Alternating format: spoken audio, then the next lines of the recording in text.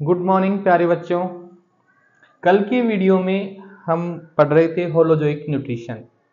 Holozoic nutrition में हमने पढ़ा nutrition in amoeba. Holozoic nutrition की स्टेप्स आपको याद है? रिकॉल करेंगे दोबारा।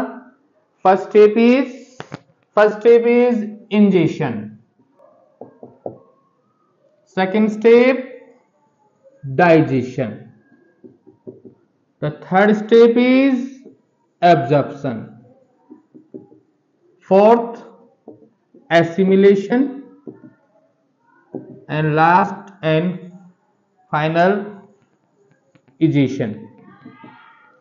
So holozoic nutrition we study under these points. Here today we study about digestion in humans. 5 marks का क्वेश्चन डेफिनेटली एक बार छोड़ के एक बार बोर्ड में आता ही है। डायग्राम्स ड्रॉ करना है, प्रैक्टिस करनी है। एक बार सीख गए आगे का एक्सप्लेनेशन खुद ब खुद हो जाएगा। देखिए इसके according to 10th standard main parts इसके हम पढ़ते हैं। फर्स्ट ऑफ ऑल ये यहाँ पर जो मुंह के अंदर वाला स्ट्रक्चर है इट इज माउथ, एंड इसके अंदर वाली स्ट्रक्चर को हम कहते हैं buccal cavity. Long tubular structure, this is known as esophagus. Long tubular structure which connects mouth to stomach. This J-shaped muscular organ, stomach.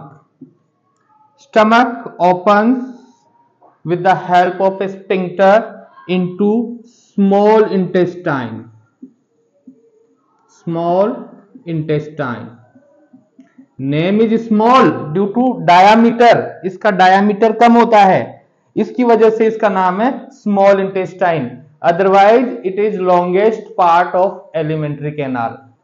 हमारी जो एलिमेंट्री कैनाल है उसका सबसे बड़ा भाग होता है ये, around 6 metre in humans.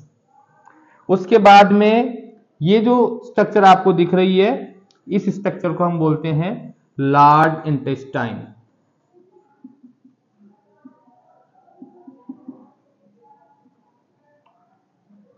Large intestine opens into rectum, and this is rectum, and it opens through a pore, anus. क्या चीज समझ में आई कि ह्यूमंस की जो डाइजेस्टिव ट्रैक्ट है, गैस्ट्रो इंटेस्टिनल ट्रैक्ट है, जीआई ट्रैक्ट भी बोलते हैं इसको, ये कहां से कहां तक होता है? ये होता है माउथ से शुरू होता है, एंड कहां होता है? एनस में एंड होता है। बहुत ही सिस्टमेटिक डाइजेस्टिव सिस्टम है ह्यूमंस का। इसको स्टेप बाय स्टेप हम पढ़ रहे हैं, बहुत सिंपल वे में हम पढ़ रहे हैं। डायग्राम्स आप रिकॉल कर लीजिए। सबसे पहले माउथ है, बकल कैविटी, उसके अंदर क्या क्या रहता है? इसके अंदर रहते हैं टीथ एंड एक मस्क्यूलर टंग, दो चीज इसके अंदर रहती है। उसके बाद में बकल कैविटी ओपन्स होती है इसोफेगस में, इसोफेगस स्टमक में, स्टमक स्मॉल इंटेस्टाइन में, स्मॉल इंटेस्टाइन लार्ज इंटेस्टाइन में, और large intestine opens in rectum and rectum opens in anus. अब हम इसमें डाइजेशन की प्रोसेस पढ़ते हैं। इंजेशन की बात करते हैं। First of all with the help of hand हम इंजेस्ट करते हैं फूड को। अब फूड आया माउथ में, माउथ में क्या क्या एक्टिविटी होती है डाइजेशन की वो हम पढ़ेंगे। सबसे पहले इसके अंदर जो भी कॉम्प्लेक्स फूड सब्सटेंसेज होता है उसका मैकेनिकल ब्रेकडाउन होता है। मैकेनिकल ब्रेकडाउन मींस वहां इन्वॉल्वमेंट नहीं है किसी केमिकल एंजाइम का, वहां पे टूट रहा है खाना। कौन तोड़ रहा है? टीथ। तो we chewing food with the help of teeth and tongue. तो ये मैकेनिकल ब्रेकडाउन ऑफ फूड हो गया। इसके साथ साथ ही मैकेनिकल ब्रेकडाउन के लिए यहां देखेंगे कि हमारे माउथ के अंदर व्हेन फूड एंटर्स एक लिक्विड सब्सटेंसेस मिक्स होता है खाने के साथ में, और वो लिक्विड सब्सटेंस क्या होता है? वो होता है सलाइवा होता है। और सलाइवा के अंदर कौन सा एंजाइम होता है? उसके अंदर एंजाइम होता है सैलिवरी एमाइलेज। मैक्सिमम पार्ट इसका पानी का बना होता है, वाटर का बना होता है। Watery flood, it has an enzyme name is salivary amylase. Function क्या है जी, ये हमारे फूड के अंदर जो कार्बोहाइड्रेट होते हैं या जो स्टार्च पार्ट होता है, उस स्टार्च को डाइजेस्ट करता है और क्या बनाता है, सिंपलर ग्लूकोज।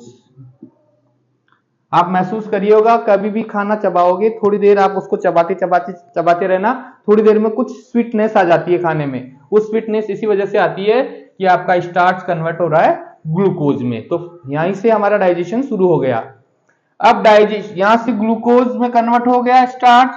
अब ये इनर लाइनिंग की बात करते हैं, मसल्स की इनर लाइनिंग की, ये जो अपनी इसोफेगस है इसकी इनर लाइनिंग की बात करते हैं, तो ये मस्कुलर होती है और इसके अंदर एक रिदमिक मसल मूवमेंट होता है जो खाने को आगे की ओर धक्का देता है और उसको बोलते हैं हम पेरिस्टाल्सिस मूवमेंट। पेरिस्टाल्सिस मूवमेंट होता है, ये पेरिस्टाल्सिस मूवमेंट क्या होता है, एक रिदमिक कॉन्ट्रैक्शंस ऑफ मसल्स होता है जो खाने को यहां से निगलने के बाद आगे की ओर धक्का लगाता है। और यहां पर there is no digestion takes place inside the esophagus, यहां कोई डाइजेशन नहीं हो रहा है, ये केवल एक कनेक्टेड पाइप है जो माउथ को स्टमक से जोड़ता है। अब बात करते हैं हम स्टमक की, तो पेरिस्टाल्सिस मोशन से स्टमक में आ गया खाना। स्टमक में क्या क्या होता है, तो स्टमक के अंदर भी वही मस्क्यूलर लाइनिंग्स होती है और इसके साथ साथ में इसमें एक स्पेशल ग्लैंड्स होती है जिनको बोलते हैं हम गैस्ट्रिक ग्लैंड्स। ये गैस्ट्रिक ग्लैंड्स क्या करती है, गैस्ट्रिक ग्लैंड्स है गैस्ट्रिक जूस सीक्रेट करती है। गैस्ट्रिक ग्लैंड्स है गैस्ट्रिक जूस सीक्रेट करती है, तो इनसे जो सीक्रेशन निकलता है उसको बोलते हैं गैस्ट्रिक जूस। अब गैस्ट्रिक जूस में क्या क्या होता है, तीन चीजें मेनली इसमें होती है। सबसे पहले तो एक प्रोटीन डाइजेस्टिव एंजाइम होता है पेप्सिन। पेप्सिन प्रोटीन को डाइजेस्ट करने वाला एंजाइम है। दूसरी बात करते हैं HCl, पूरा नाम क्या है HCl का, बताइए। हाइड्रोक्लोरिक एसिड होता है, नेचर कैसी है, एसिडिक है। एक बूंद गिर जाए अंगुली के ऊपर, अंगुली के आर पार छेद हो जाए, इतना हैवी एसिड है जो pH को रखता है 1.3 के आसपास। और तीसरी चीज है जो इसमें होती है म्यूकस। आप पूछेंगे कि सर HCl अगर स्टमक में निकल रहा है, इतना स्ट्रॉन्ग एसिड है, तो ये तो स्टमक की लाइनिंग को जला देगा, डेफिनेटली जला देगा। प्रिवेंट कौन करता है, म्यूकस। म्यूकस की लाइनिंग होती है चारों तरफ और ये म्यूकस की लाइनिंग इफेक्ट ऑफ एसिड जो होता है उसको रोकती है। पेप्सिन काम क्या करता है, पेप्सिन का काम है प्रोटीन डाइजेशन का। HCl क्या काम करता है, HCl में ये जो गैस्ट्रिक जूस के एंजाइम है पेप्सिन, इसके एक्टिवेशन के लिए एसिडिक मीडियम चाहिए होता है और वो एसिडिक मीडियम कौन प्रदान करता है, HCl। एक दूसरा और फंक्शन पूछते हैं कि what is the another function of HCl, तो किलिंग ऑफ जर्म्स। हमारे खाने के अंदर अगर कोई जर्म्स होते हैं, उन जर्म्स को किल करने का काम भी करता है HCl। तो दो इंपॉर्टेंट फंक्शन हो गए, एक तो पेप्सिन को एक्टिवेशन के लिए एसिडिक मीडियम प्रदान करता है, दूसरा जर्म्स को ये किल करता है। म्यूकस ये प्रोटेक्ट करता है, किसको प्रोटेक्ट करता है, inner lining of stomach. Inner lining of stomach को ये प्रोटेक्ट करता है, स्टमक। तो इस तरह से ये फंक्शन हो गए गैस्ट्रिक ग्लैंड्स के, यानी स्टमक। स्टमक के अंदर किसका डाइजेशन हो गया, प्रोटीन का डाइजेशन हो गया। अब स्टमक के बाद में वही पेरिस्टाल्टिक मोशन चलता है और ये दोनों गार्डेड बाय स्फिंक्टर। एक वॉल्व होता है, ऐसा वॉल्व होता है, उसको बोलते हैं स्फिंक्टर। इस स्फिंक्टर से ये खाना अब यहां से आ गया स्मॉल इंटेस्टाइन। मैंने बताया था the longest part of the digestive system is the small intestine. अब यहां पर क्या क्या चीजें होती है, अब सबसे पहले तो देखो, ये जो ऑर्गन मैंने नाम नहीं लिखा, अब लिख रहा हूं मैं, पैंक्रियाज। एक लंबा मिर्ची जैसी स्ट्रक्चर होती है, इसको बोलते हैं पैंक्रियाज। और ये इधर जो स्ट्रक्चर है दैट इज कॉल्ड लीवर। दोनों के सीक्रेशंस कहां ओपन हो रहे हैं? दोनों के सीक्रेशंस ओपन हो रहे हैं स्मॉल इंटेस्टाइन में। पैंक्रियाज से क्या निकलेगा? पैंक्रियाज से निकलेगा pancreatic juice. Pancreatic juice. Liver से क्या निकलेगा? लीवर से निकलेगा बाइल जूस। क्या क्या इनके फंक्शंस है? बाइल जूस वैसे डायरेक्ट कोई डाइजेशन नहीं करता है, लेकिन पैंक्रियाटिक जूस जो होता है इसके अंदर सभी तरह के एंजाइम्स, जैसे प्रोटीन को डाइजेस्ट करने के लिए ट्रिप्सिन एंजाइम होता है इसमें, जो प्रोटीन डाइजेस्ट करता है।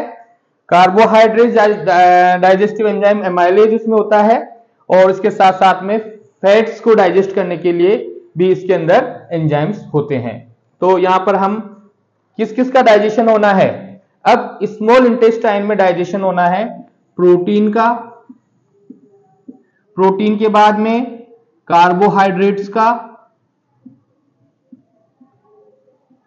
फैट्स का, इन सब का डाइजेशन होना है। अब यहां पे एक इंपॉर्टेंट फंक्शन पढ़ रहे हैं कि जो फैट होती है, ये फैट के लार्ज ग्लोब्यूल्स होते हैं।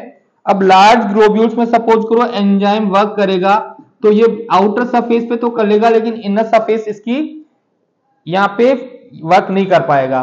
तो क्या होता है?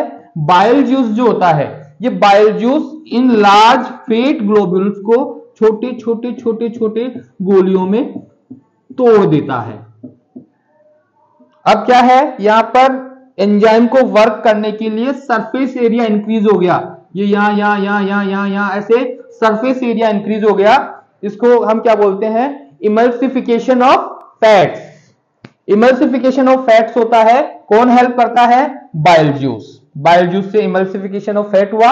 अब ये जो फैट के ऊपर वर्क करने वाले जो एंजाइम्स होते हैं, इजी वे में फैट को फैटी एसिड में कन्वर्ट कर देंगे। तो अब यहां क्या, ऑलमोस्ट लगभग सारा का सारा जो डाइजेशन होता है वो स्मॉल इंटेस्टाइन में हो जाता है। प्रोटीन यहां पे एमिनो एसिड्स में कन्वर्ट हो जाते हैं, सिंपल एमिनो एसिड्स जो होते हैं उनमें कन्वर्ट हो जाते हैं। कार्बोहाइड्रेट सिंपल ग्लूकोज में कन्वर्ट हो जाते हैं। फैट्स यहां पे फैटी एसिड्स में कन्वर्ट हो जाते हैं। फिर बात आई है एब्जॉर्प्शन की भी। डाइजेशन हो गया, तो अब हम बात कर रहे हैं एब्जॉर्प्शन की। तो फूड एब्जॉर्प्शन जो होता है वो भी स्मॉल इंटेस्टाइन में होता है। अगर मैं स्मॉल इंटेस्टाइन है इसकी स्ट्रक्चर को देखूंगा, तो इसकी इंटरनल सरफेस जो है वो इस तरह से रहती है, और इसमें ये फिंगर लाइक प्रोजेक्शंस होते हैं। ये फिंगर लाइक प्रोजेक्शंस क्यों होते हैं? ये इसके इंटरनल सरफेस एरिया को इंक्रीज करते हैं, जिससे से ज्यादा जगह में एब्जॉर्प्शन हो सके। इंटरनल सरफेस एरिया को इंक्रीज करने के लिए इसके अंदर होती है विलाइज। ये जो विलाइज होती है, ये ज्यादा से ज्यादा फूड को, यानी amino acids, glucose, fatty acid, इनको एब्जॉर्ब कर लेती है। अब यहां से जो हमारा फूड है वो आ जाता है लार्ज इंटेस्टाइन में। लार्ज इंटेस्टाइन में कोई डाइजेस्टिव प्रोसेस नहीं होती है। इसमें तो जो एक्सेस वाटर होता है वो excess water absorb by the lining of the large intestine. तो यहां पर अगर मान लो जो भी इनडाइजेस्टेड फूड है उसका पानी यहां पे ऑब्जर्व हो गया, तो अब रिमेनिंग पार्ट जो है वो इकट्ठा हो जाता है रेक्टम में आके। जब रेक्टम भर जाता है तो वहां से हमारे नर्वस सिस्टम मैसेज भेजता है और बोलता है कि रेक्टम को खाली करो। तो मतलब एनस के through in form of the faces हमारे जो भी एक्सक्रीटरी प्रोडक्ट होते हैं, इनडाइजेस्टिव प्रोडक्ट होते हैं, उनको हम एक्सक्रीट कर देते हैं। तो this is a whole process of human digestive system. तो आपके अपने सर रमेश सर से आपने पढ़ी बायोलॉजी। आई होप दैट कि आपको ये ह्यूमन डाइजेस्टिव सिस्टम पूरी अच्छे से सरल भाषा में समझ में आया होगा। और आगे इसी तरह के वीडियो देखने के लिए मैं बार बार बोलता रहता हूं, सब्सक्राइब करो, अपने फ्रेंड्स को बताओ, ज्यादा से ज्यादा शेयर करो। हम इससे भी अच्छे अच्छे और टॉपिक लेके आएंगे आपके लिए। Thank you very much.